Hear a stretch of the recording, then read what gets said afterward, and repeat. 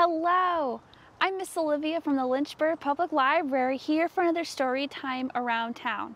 Today we will be having story time at the Awareness Gardens, which can be found along the Blackwater Creek Trail at the Ed Page entrance. We will learn more about the gardens together. We will share stories together in the garden as well as along the trail. We'll also learn a little bit more about the animal life that can be found here in the garden and along the trail. So let's head deeper into the garden for our very first story.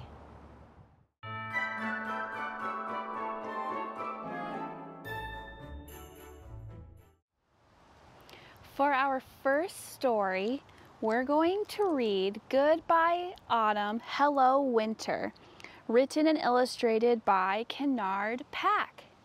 So as we're now in December, the days are getting shorter and they're getting a little bit colder, which means that winter is well on its way.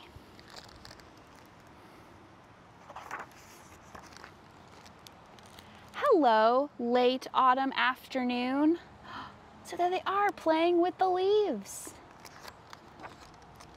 Hello, leaves. Hello.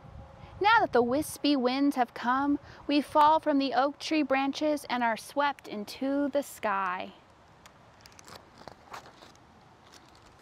Hello, robins and cardinals. Hello. We're ready to fly far, far south. So there go all the birds, heading to warmer temperatures. Hello, horse and sheep. Hello, deer. Hello. Soon it will be cold and we'll stay inside our stables. We're eating the last of the leaves and berries. Our fur is becoming thicker for the coming winter. Hello, chrysanthemums and daisies. Hello. Even though it's colder, the sunlight warms our leaves and petals. We will stay a little longer until winter comes.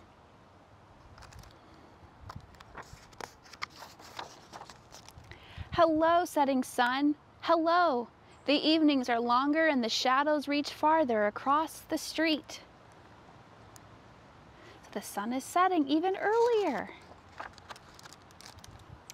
Hello, clouds. Hello. We cover the sky like a downy, soft blanket. Hello, North Star. There it is. Hello, peeking between clouds, I shine on the darkest nights. Those winter nights can be so very dark, but the stars are ever so pretty.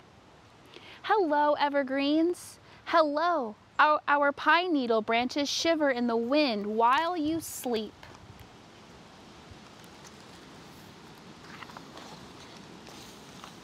Hello, silent night.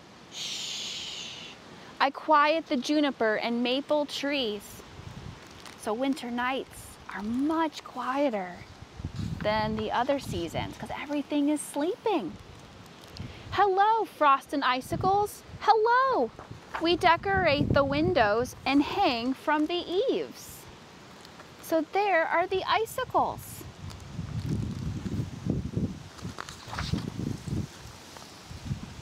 Hello, snowflakes. Hello. We fall in a white misty curtain and muffle all the sounds around you.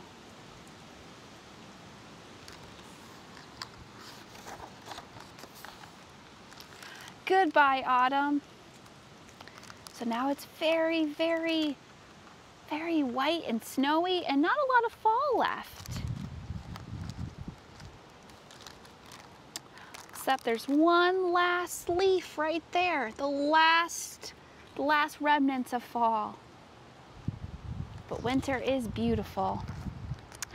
Hello, winter. And there are our kids that we saw in the beginning. They now built a snowman and used the last leaf to give their snowman a hat. For more great winter reads, be sure to check out the library. We have a great selection of winter books as well as so many other great cozy reads to read together as a family. Up next we have Price Blair, who is on the executive board for the Awareness Gardens, to share a little bit more information about the gardens. Hi, Bryce. Thank you so much for joining us here at the Awareness Garden. Good morning, Olivia. Can you share a little bit about how you're involved with the garden? Sure. So I have the honor of serving as the chairman of the board of directors for the Awareness Garden. So does that involve making big decisions with the gardens, planning events? Well, we oversee a foundation that helps to oversee the physical space of the garden here. So it helps to just, maintain the garden itself. But we also have a number of initiatives to raise awareness about cancer within the community. And then something we're really proud of is we give scholarships to area high school students whose lives have been affected by cancer. That's amazing. So we're really blessed to be able to do that. So what is the story behind the start of the garden? When was it started? Sure. The Awareness Garden, it started in 2003. So we're actually approaching our 20th anniversary of the garden. And the garden, this beautiful place, started as the dream of Lala Sidner. And she had seen one of these cancer gardens in Virginia Beach. And she wanted to start something like that here in Lynchburg. And so she nobly battled cancer herself. And so this garden is really a testament to her, but it's become a garden for really everyone whose lives have been touched by cancer. That's so many of us. Yes. I myself have been touched by cancer with different relatives who have fought it. So, yes. So we've been around for about 20 years, and it's just it's taken on a life of its own, and the garden has changed in so many ways, just as it changes with the seasons. Yes. But it's just a beautiful place here. Yes, I've really enjoyed getting to spend a few hours here, getting to just explore it and film here, and just it's such a peaceful place. That's what we hope, and we hope everyone will, as they're walking along the Blackwater Creek Trail, that they'll stop off right here and use this as a place of reflection and remembrance and celebration of people's lives. That's what really we want people to do, is to honor, reflect, but also celebrate everyone's life. Now there's a bell here, Layla's bell. How can the community ring that? Absolutely. This right here at the center of the garden is Layla's bell, and we encourage everyone when they're visiting the garden to ring the bell 3 times. Ring it to celebrate the end of cancer treatments. Ring it to remember those who've battled cancer. And ring it to celebrate also the caregivers. That's somebody who's oftentimes, forgotten about. Yes, for sure. So it's a great centerpiece for the garden. That's really wonderful. And actually, I got to hear it ring when I was here earlier this week, and it's a beautiful, beautiful sound. It's a beautiful sound. You can hear it from all over. We love hearing the sound of it. How can our families, our patrons at the library get involved with the garden? Great question. Yeah. One thing you can do is visit our website, awarenessgarden.org. Okay. And you can learn about events that we're having at the garden. So for instance, next Wednesday, we're having our Christmas lighting at the garden. So, that's one thing. But also you can contact us and potentially help volunteer. So for instance, you can see that this beautiful space behind us requires a lot of maintenance and upkeep. And we're lucky to have a wonderful, master gardener, Dolly Horner, who's our landscaping chair. And she's here every week, pruning and, raking, doing leaves. She does everything. We're so thankful for Dolly and the beautiful work she does to maintain the garden here. But everyone can also, if you'd like, you can visit the website, and from there you can purchase bricks if you'd like to honor someone in your life who's faced cancer. Yes, I've been enjoying reading some of them and just seeing all the names of those who have been impacted by cancer. We love to say that each of these bricks tells the story of someone's life, and it's a story of love. Yes. And so there's a lot of love here in the garden. Yes, I definitely have felt that when I've been here, just the peace and the calm. I hope here. so. Well, I will be here on Wednesday for the lighting, so I'm very excited to participate in that and get to catch some of that for the story time. And the lighting is how long can people come and see the lights? Yes, so the lights will be on beginning on December 8th, and then they'll be on for the next month or so. Okay. So until the first week of January anyway, they come on every night at dusk. Okay. So come over before dinner and see it. I think it's one of the most beautiful light displays in Lynchburg. I'm really excited to see it. Come over, ring the bell. Yes. While you're here. Yes, for sure. I'm definitely going to ring it before I leave today. Well, thank you so much for sharing more about the gardens, and I really hope you all get to come out and visit and just spend some time here as a family, and just reflecting on those who have fought cancer, who are battling cancer, and for those who are helping cancer patients fight. All right, thank you, Olivia. Yes, thank you.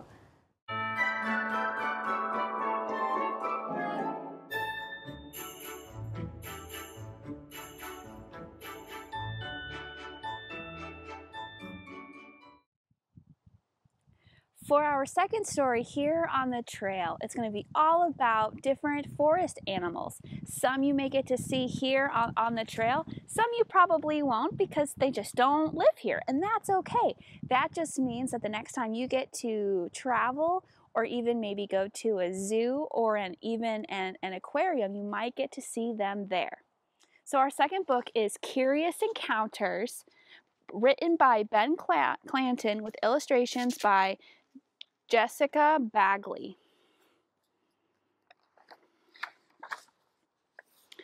Off we go for a walk through the woods. I wonder where the trail will lead and what we'll see along the way. One moose making a movie. There he is. He's making a movie. He's making a musical. Two raccoons reading and rocking out. There they are. Three slugs sipping cider. That was a long slime for cider, but definitely worth it. Slurp, burp. That one needs to say, excuse me. Four fawns finishing a fort. Those deer are having a really good time playing in their fort. This one says, I don't ever want to leave. I dearly like it. Five wolves weaving wool. I overheard you were clamoring for wool. What a wonderful way to unwind. Sheer is. So there they are, playing or weaving wool to make some sweaters and maybe some socks. Six squirrels sporting sweaters. Let's count the squirrels. 1, 2, 3, 4, 5, 6. There are our 6 squirrels. I bet these are ones that you would definitely see here on the trail or even in your own backyard. 7 beavers baking bread. This bread will be even butter than yesterday's. I can't wait to gnaw on this knot. There they are, baking their bread. 8 coyotes kayaking and canoeing. There they are. This one is taking a rest in his kayak. He says, yep, I love kayaking. 9 otters opening oysters. You're a wonderful juggler. Don't be so shellfish. Pass me an oyster. Yay, I found a pearl. Let's celebrate. These sure are hard to open. 10 bears biking by the bay. These are possibly the best berries ever. It's almost unbearably beautiful out here. And it really is. It is quite a beautiful day here on the trail. Lots of people are out enjoying themselves, getting some good exercise in, and just enjoying these last few fall days we have. 11 orcas in an orchestra. Look, they're all playing violins and the drum. and some different horn instruments. So this is one animal that we won't see here in Lynchburg, Virginia. We need an ocean to see whales or other big water creatures like other whales, dolphins, and even our next friend here, 12 seals surfing. It's surfing season, dude. I give that wave my seal of approval. So there they are, doing some fancy surfing moves. 13 seagulls soaring and searching. So there they are, soaring through the air.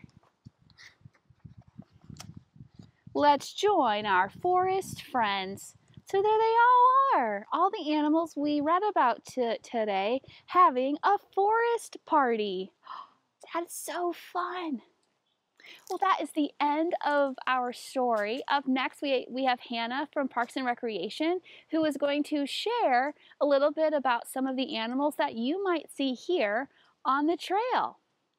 Hi guys, I am Hannah with the Nature Zone with Lynchburg Parks and Rec, and today I'm going to introduce you to some of the friends that you might see around you here on the Blackwater Creek Trails, and especially here in the Awareness Garden.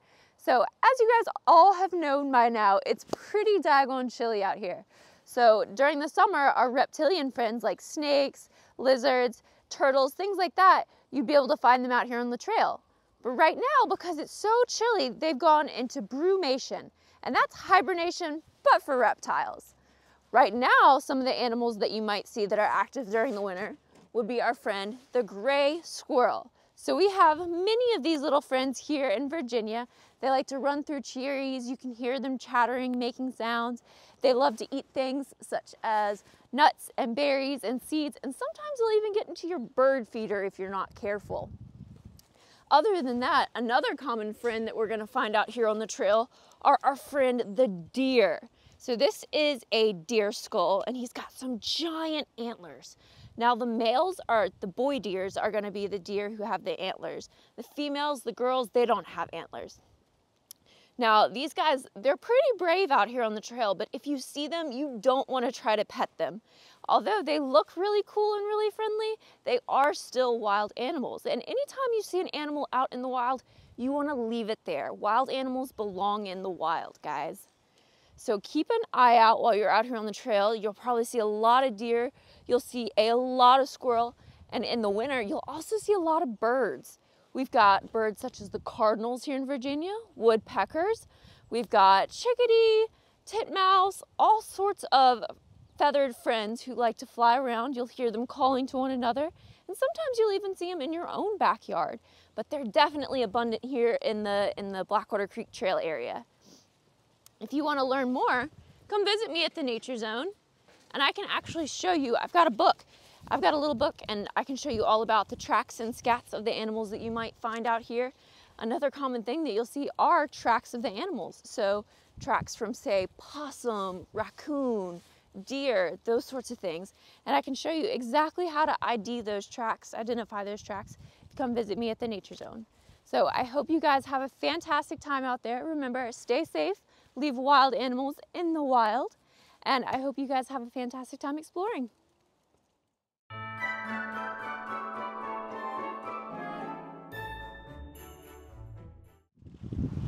Thank you so much for joining me here at the Awareness Garden for another story time around town.